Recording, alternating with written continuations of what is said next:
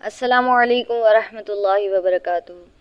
سوال یہ ہے کہ بلا ضرورت دوسروں سے کچھ مانگنا شرعاً کیسا ہے؟ یاد رکھیں کہ مانگنا، سوال کرنا کیوں منع کیا گیا۔ ایک تو یہ کہ انسان پیسے یا مال کے لالچ میں کسی سے سوال کرتا ہے، مانگتا ہے، حالانکہ اس کو ضرورت نہیں ہوتی۔ جیسے اکثر فقراء پیشہ ور فقیر بنا ہوا ہے، اکثر ضرورت نہیں ہے تب بھی مانگ رہے ہیں، یہ سب کچھ حرام ہے۔ اسی طرح ایک سوال ایسا ہوتا ہے کہ اگر آپ کریں تو اپنے آپ کو ذلت پر پیش کرنا لازم آئے، یعنی آپ کو پتہ ہے کہ سامنے والے سے مانگیں گے تو ذلیل کرے گا، باتیں سنائے گا، اس کے بعد ہمارا عزت و وقار جو موجود ہے اس سوال کرنے کے بعد باقی نہیں رہے گا۔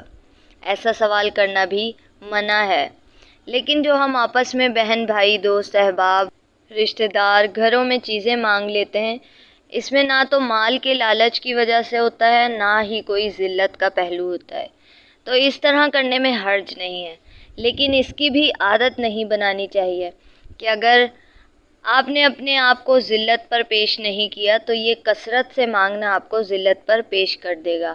پھر بعض کے ساتھ ایسا ہوتا ہے، دوست احباب کہتے ہیں کہ آپ اس سے بچ کر رہنا، یہ تو ہمیشہ مانگتا رہتا ہے، کبھی پان مانگ لیا، کبھی چائے کی ڈیمانڈ کر لی، پھر وہ بدنام ہو جاتے ہیں سوال کرنے والے۔ تو اس طرح نہیں کرنا چاہیے، اس طرح مانگنا منع ہے، ورنہ عام روٹین میں جو ہم رشتہ دار، احباب، بہن بھائی ایک دوسرے سے چیز لے لیتے ہیں، اس میں کوئی حرج نہیں ہے۔